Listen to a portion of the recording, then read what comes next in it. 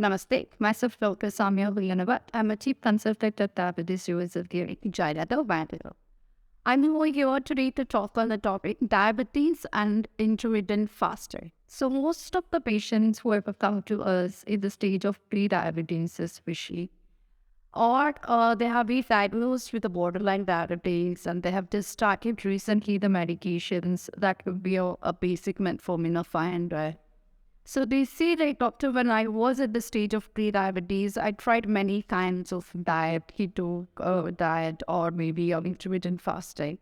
So most of the people believe, well, fasting is being practiced in India with some traditions as well. They do fasting like every 15 days. That could be a Purnima, full moon day, no moon day, and Niralik, Ekadashi. So there are many rituals. So many people think that the fasting is being recommended by our older generation. And whenever we follow those particular fasting habits, their sugar level was doing better. So they are concerned when I'm diabetic, when I'm on medication, should I adopt intermittent fasting? See, it's not about the intermittent fasting alone. Whatever the diet you want to follow, before that, you have to understand your body and your body responds to the food which you are taking and the time it is taking to get that particular food digested and keep you energized. So how do we understand that? So that we understand depending on our energy levels. Why did we eat food? So everybody does know what happens in a diabetic patient. And whenever you take a food, what happens? The first thing it is, it provides proteins to your body to take care of your muscles. So that there are people who say, doctor, I eat so much, still I'm not able to put on weight. So that is not going towards your muscle protein. So where is it going? The first thing happens, I'll just brief you about the basic things. You will need to know complete the medically terminologies. But yes, see, whenever you have a food, the liver starts storing that particular food in the form of, let's say, glycogen. So whenever your body needs, it starts breaking that and you get your energy. So what does insulin do? I mean, the pancreas, whenever it releases the insulin, what is the major work of insulin is to convert that particular into energy and provide you energy as and when required. So what happens in intermittent fasting? Before that, whenever we eat a food, this is what the process happens. So once you understand it, so what happens when I take the food?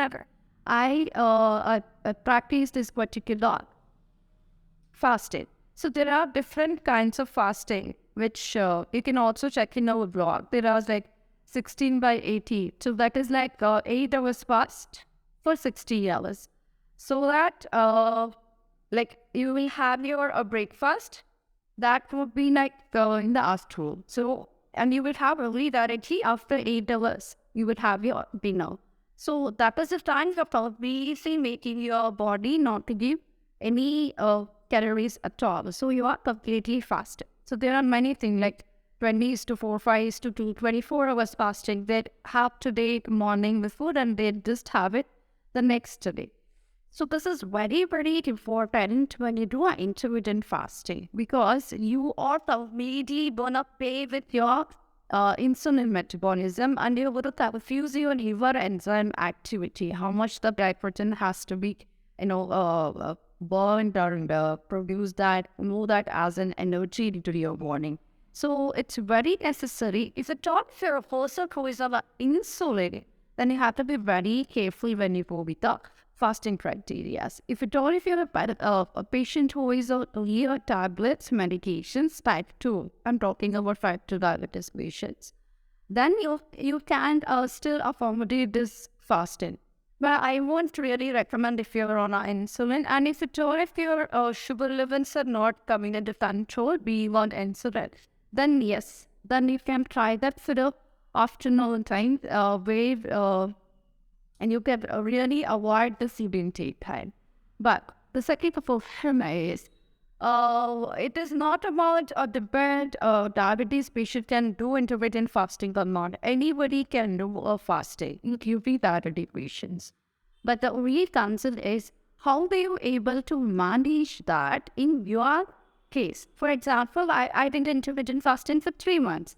So what next? And I got a very good control of my insulin, and I started taking the insulin doses also. I mean, I could reduce the insulin dose also, and my body is responding to it. My sugar levels are good, and I'm feeling energized. That is very important to understand. The symptom-wise, it's not only reducing your insulin affecting your blood sugar. Are you feeling healthy? That healthy period should be there.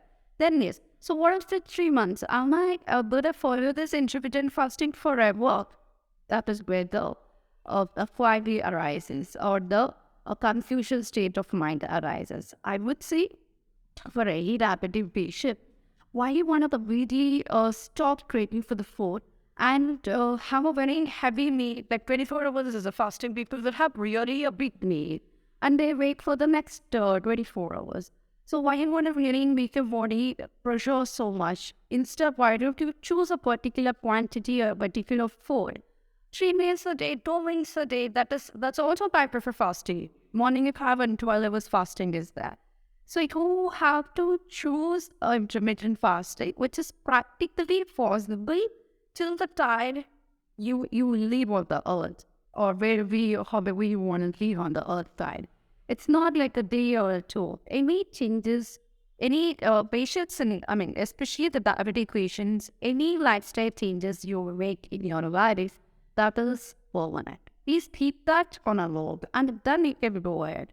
But yes, but if at all you're not trying any kind of a diet and insulin start increasing in your body, that in the vaccine, yes, you will have to face many things, maybe ketoacidosis, heart-related issues. There are many stroke happening, brain hemorrhages, that known as when insulin increases in your body.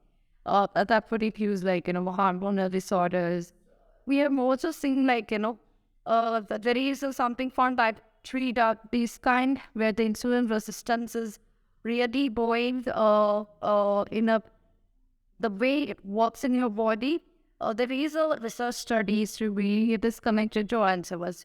So there are many diseases which is connected to diabetes. One, there is really a bad insulin resistance. Second thing, yes, there is a boredom of your pancreas or your liver enzyme activity. So where does all these things start? That is through the food. So you have to be very, very careful whenever you make the choice. And I see patients like, doctor, I've stopped rice completely. And the first question I would ask them is like, are you happy to eat the rice forever? Like you will not eat rice anytime in your lifetime.